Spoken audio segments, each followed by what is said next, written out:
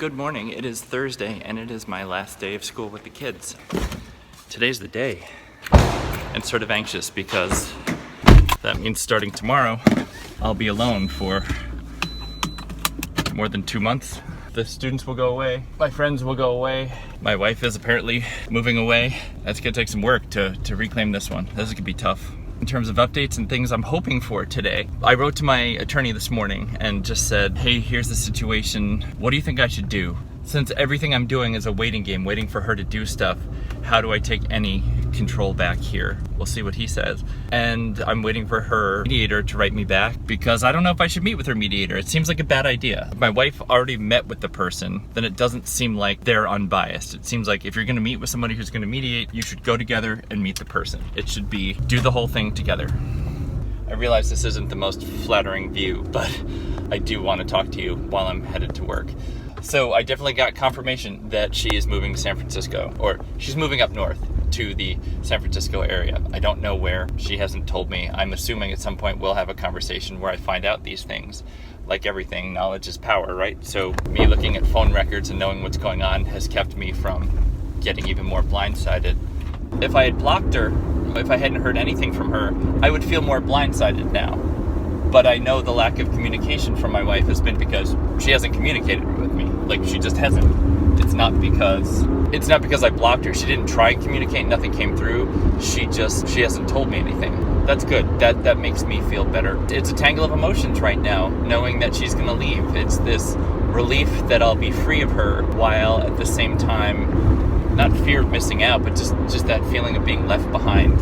And that's an insecurity thing, I think, because, you know, she's moving on to bigger and better things. No, she's burned bridges and her reputation's not so good. She cheated on her husband and moved in with another guy, and his reputation's not so good. He had an affair with a client and broke up a marriage. That doesn't play well, particularly when you're at a barn with high-level people that has a pretty high level of prestige. You know, it's an Olympic barn. I don't know, I keep thinking about that. You know, if his goal was to go to the Olympics, to be a high-level rider, one of his teachers and mentors was an Olympian. It was kind of the mecca. To be at the place he was at with the people he was with, those are the cool kids. Those are the ones you want to hang out with, because that's the track to success if you measure success by the Olympics. So if they're moving to Northern California, I mean, what do I know? I don't know a lot about dressage. Maybe there's a whole different Olympic community up there, but I don't know. I met he seems really cool and he wins a lot. If I wanted to achieve in dressage, I would do whatever I could to be at his barn. So yeah. I had a phone call this morning with a friend talking about her, and it's good to have friends that know her who are also on my side, because I do soften. You know, I do. I'm not as hurt and damaged as I've been by her. My heart still isn't stone, which is not to say I take her back or any of that, but I still have a soft spot for her, and I probably will for years to come. I loved her so unconditionally. It doesn't just stop. Love doesn't work like that. I guess it does for her. Excuse me. For normal people, love doesn't work like that. Somehow for her, she was able to stop it. She was able to do things unimaginable, and that's disturbing on a whole different level. How you could turn off love. It makes me wonder if love was there, or if it was just an idealization. I'm grateful for friends who, when I soften a bit and have thoughts that are not always in my total best interests, that my friends will remind me of, dude, look at what she did. Look at all of this. Look at the totality of, like, the evidence. She's not good. She's not good for you. She wasn't good to you. None of this was handled well. This was terrible. And I need that. I need people to snap me back and remind me.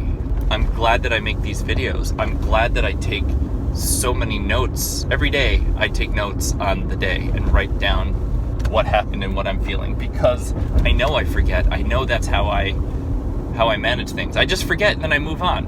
And I can't forget this one. This is brutal. I need to remember this so that I never fall for her again. Like, we're she to come back, I need to have all my defenses so as not to get back with her. She won't come back, I know this. But if she decided to make me a target again, I need to make sure that I can resist her, because she's bad for me. She is bad for me. She made me feel amazing, like the luckiest guy in the world for 7 years. And now I sit here 3 months later telling you she's bad for me. And that feels so shitty. And if I'm going to be candid with you, which I've been trying to be the whole time, 99.8% of me believes that she's bad for me. And still, there's that 0.2 that's like, yeah. But I think that's the addiction part of this. I do feel like an addict. I do feel like I just want a little more. Just give me a little more of that relationship. You know, just one more hug, one more feeling of love, because that love was so good. And I'll never have it. Well, hi, how are you? It's over. The school day is done. That's it. The year is done. It all comes down to grading and cleanup now. My heart is broken today. It is raw, and I'm trying to understand why. The confirmation that she's moving away has hit me strange, it's strange. And I'm trying to put words to it. We moved here together. Our relationship was brand new, and we created a life here, and I'm really proud of that, or I was really proud of it. It was really good. We were doing really amazingly good things. And then it switched off for reasons I don't understand, and now she's leaving. She's leaving to get away from me, or to get away from this place, or to get away from the regrets she has over the mistakes she made by breaking up our marriage. She's just leaving, and maybe it's a fear of missing out, or a fear of being left behind. I mean, I love it here, but I feel really flippin' weird and really alone. She's gonna undertake this new adventure with him. She stepped out of my life into his life, and they're hand in hand going on this new adventure, moving to a new town, buying a place apparently. I mean, I saw the mortgage broker calls on her call record, and then when I talked to somebody this morning, I said, is she gonna buy a place? And the friend said, I'll let her tell you, which I realized I put the friend in an awkward position, but it also kind of confirms, sounds like it, because if it was a no, she would have said no. I'm rattled. She's buying a place in a new city with someone she's, to my knowledge, been in a relationship with for 3 months. That's crazy.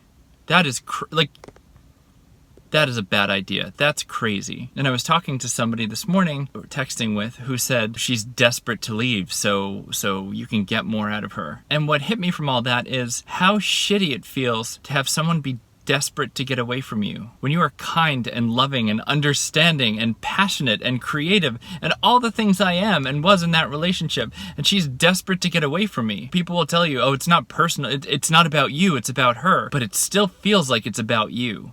I still feel like she's trying to get away from me. She's trying to get away from this place, get away from the memories of us, start a new life again with somebody else. I hope that new life doesn't work.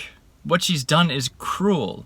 She texted yesterday saying she was hoping that we could end this marriage on friendly terms and be amicable, but she didn't think I would do that anymore. How can you treat someone like that, like she has to me, and expect them to be friendly and amicable? It's insane.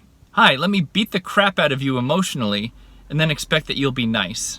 Someone this morning was saying, I can't believe the amount of restraint you have. In your situation, I would just be so angry. And the problem is this. When you get angry, adrenaline takes over, and then you do dumb things. You make mistakes. You say things out of turn. You get ragey. Something happens where you can be made the villain. I'm not the villain here. I have been willing the entire time to try and fix, to try and fight for my marriage.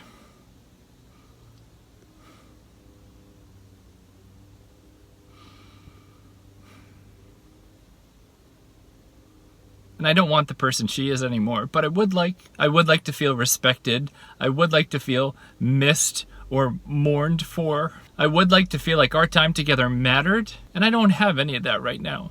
When somebody just shuts off your relationship, it really makes you wonder how invested they ever were in the relationship.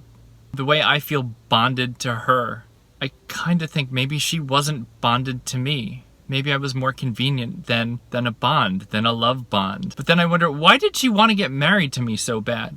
I don't know if I've been played. I don't know if I was a target. I don't know if it was just a 7-year manipulation. I don't know if she was real. I don't know if she was real when she stopped being real. I don't know if it was the leg break that changed this. I don't know. But she never gave me a chance. She just left. She just stopped. In the middle of it, she just stopped. And now she's moving away. Because she hasn't had the courage to deal with it in a way that's appropriate and kind and respectful. A way that shows she values the 7 years we had together. She's just running. And it's tragic. And I'm embarrassed to be as sad as I am. I have work to do. I just feel really low. And going home would probably be the worst thing for me right now because I would just get lower. So I'll stay at school and work. But damn, today's a hard one. Thanks for listening. I'll catch up with you later. Hey, that is a Thursday at school done. It was really long. The day ended at 12:15 and I had kids there until 3:15. I'm tired and heartbroken. Today was really hard. I've been incredibly anxious today. Her leaving San Diego really is hitting me hard. It's funny, her moving in with him is a form of abandonment. But she still works where she works and parks in the building. Like, she's abandoned me emotionally. And partially physically, but moving out of town, like moving hours away, that's full-on abandonment. It's like a new level of abandonment, and while ultimately I'm sure it will be better for me, today it hurts. Today I'm overwhelmed with sentimentality for the students leaving. All my seniors are going. I've known them the longest. They're my favorites and they're leaving. It's really sad. Every year it's sad. Graduation is sad for me. So to approach graduation tonight from a really compromised emotional standpoint is hard. And vice versa. I'm emotional because my seniors are leaving. So the news about my wife leaving is hard. It makes everything harder. And I went and I talked to one of my friends at school, and I started by saying it was a hard day. And then I just lost it. I just broke down because it's hard, because I just don't feel like I have that much strength emotionally right now. And normally I've got tons. I'm emotionally so well equipped. I'm really strong. I'm really good. That's partly why I could love her and take care of her so long, because I can take a lot of crap. We were in a relationship and I trusted that she loved me, so even if things were bad or if we fought and she said ugly things, I knew she loved me and I could take it. I could be good for her because I had this rock solid core belief in our relationship, and I was wrong. I think that's what's hard to admit to you, I was wrong. Things that maybe should have been red flags, I thought I am better than. I'm stronger than to let a little thing like that end this relationship, because this relationship is good and she needs someone who's strong, who can take care of her, someone who's committed to this relationship. In her stories, so many people had been mean to her in the past and disappointed her in the past, and in her stories so often it was other people doing wrong. And I thought, I am not going to be one of those people. I'm going to show her how good I can be, how strong I am, how loyal, how dedicated. And I did. So dedicated and strong and attentive and aware of her. Totally aware. And I think that's why it's hard to have her claim the things she's claimed at the end, because I'm not clueless. She was my number one everything. I was super aware of her. Hey, how are you? I'm headed back to school for graduation. I think what's going on is it's like having layers of things revealed. She's made it very clear she doesn't want to be with me. She broke up with me. She moved out. She lives with him. She wants to get divorced. It's all clear. I know all of it. I do. I know she's not coming back. I know I wouldn't take her back if she did come back, because she's terrible. And why am I so hung up on the fact that she's leaving, that she's moving away? Maybe it's just real. Maybe in the midst of everything I knew, I thought there was some tiny little chance she'd fight for me. And the fact that she's shopping for property up north with him after 3 months, she's leaving. It's done. She wants to get divorced so she can replace everything, start a new life. It's crazy. It's crazy. Unless it hasn't been 3 months, unless it's been longer. It's crazy. But I can see on the cell phone records, text back and forth with mortgage brokers and Wells Fargo. I can see all of it. It's happening. I truly am just a hurdle. I'm just an obstacle to get over, to get to where she wants to be. I am utterly discarded. She's discarded me. There's nothing personal. She just texted me when I was upstairs. Hi Ken, have you heard back from the mediator yet? It's clinical. It's been clinical since she got back. Except for those 1 or 2 days where she claimed to have doubts. But I think that was manipulative. I don't think it was clinical. My heart is wrenched right now. It's squeezed and twisted.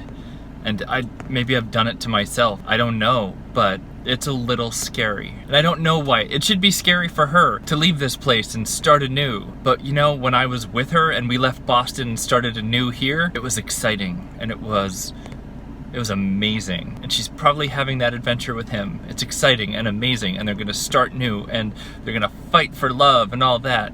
I need to find a way to be okay.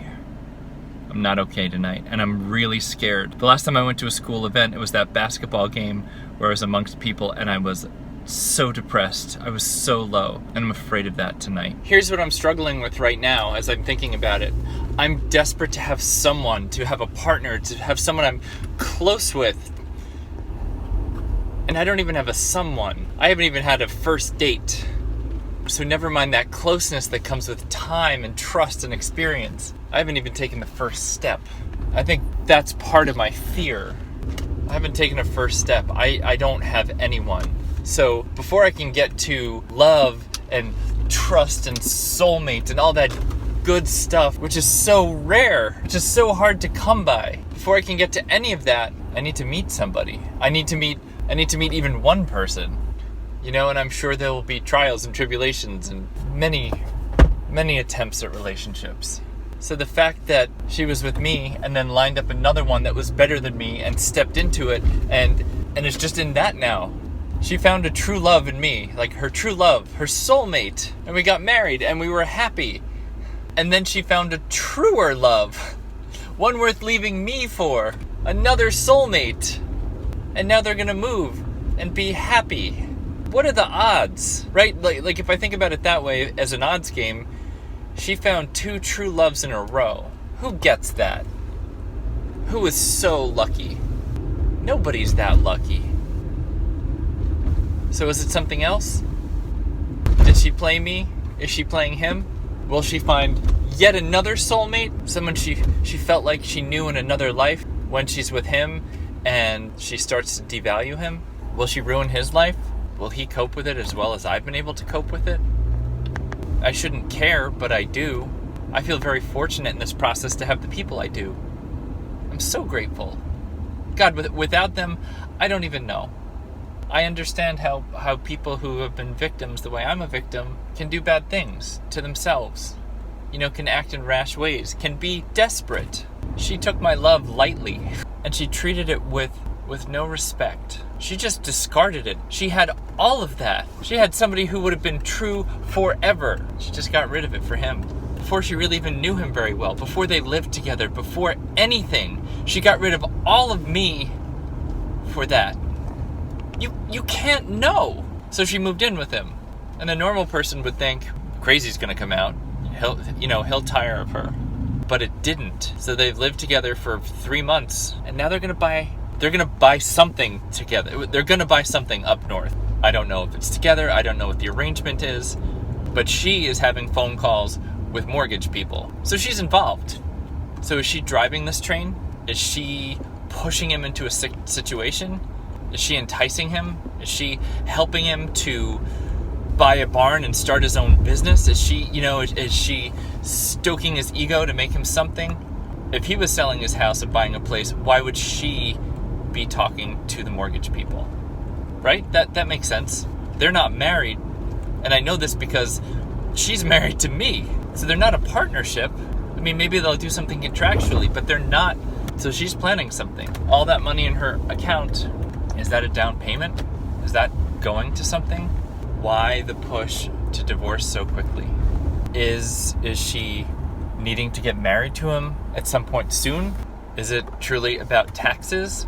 Does she need to know what the spousal support payment will be so that, and how it will affect a mortgage? I don't know. Why the hell would you start buying something somewhere else when you're still married, when you still own a place with somebody else?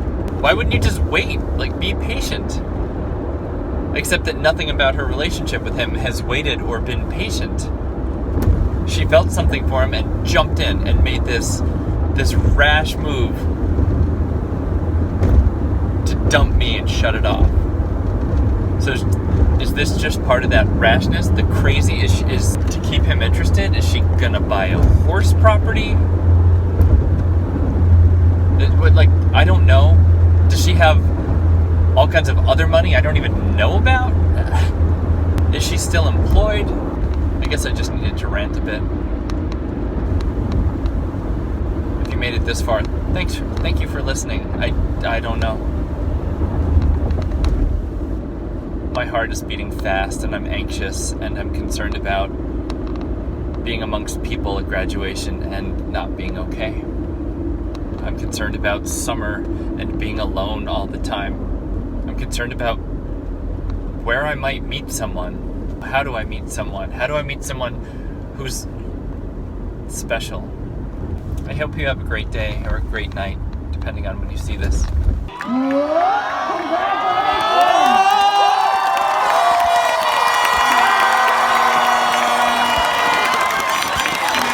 Hey, I just want to check in and say a quick hey. It's dark, I realize that, and I'm sorry. I just finished graduation, and it was really hard. It's a night of being sentimental about my seniors leaving. And you know, the speeches are about change and about growth and progress and making connections and about what we do now affects life going forward. And there's so much hope and potential, and it's about like, oh, we don't know what comes next. And I tried to take it to heart, you know, I tried to be like, yeah, I have new beginnings and this is fresh for me too. But I was trying too hard. It's not fresh. It's desperate right now. I'm lonely. I'm abandoned. I'm low. I wanted to stay after and say hi to people and, you know, wish them all well, but I just can't handle that kind of conversation right now. I just need to go. I need to go home. I was on the verge of tears a whole bunch of times during the ceremony. More because of me and not because it was such a great ceremony. Not that it was bad, just the sunset was exquisite. There were so many colors and it was so beautiful. And I missed the way that she and I shared life and appreciated life and did things together. It's hard when you have those sweet memories, you know? It's hard when what we had was so good and sweet, and maybe it wasn't, maybe it was fake. If I'm wearing the suit that we got together that she said I looked really good in, and I'd never owned a suit before, and it was special, and anytime I put it on I felt like I looked good, and she helped me become me. She helped me feel good about myself. Now I just know if I need a suit, I should get a nice suit, and that's good. I'll always take that with me, but that was something we shared, and I know it's dumb, but it's just thousands of connections like that, like meaningful, really deeply meaningful things that we crafted. And I had such a coming of age with her. I think that's what it is. I went from being someone who I feel like was partially formed. You know, I was an adult, but I was mushy and I didn't have a real job. Like, I wasn't a real adult. I just wasn't fully me. And once I got with her, I became an adult I'm proud of. I like the way I look. I like the way I act. I like the fact that we're married. I like that we travel together and make our own decisions and have fun and are silly and are serious and are passionate and are all of these things that are so good. And her sense of humor is like mine and I can make her laugh. And what if I can't find someone I can make laugh like that? Because I'm weird, but she's weird and I could make her laugh. I miss laughing with her. I miss being silly. I miss my best friend. And she doesn't miss me. She just left. She's just gone. How does that possibly happen? I don't think I'll ever understand. Okay, I'm gonna go. Tough night.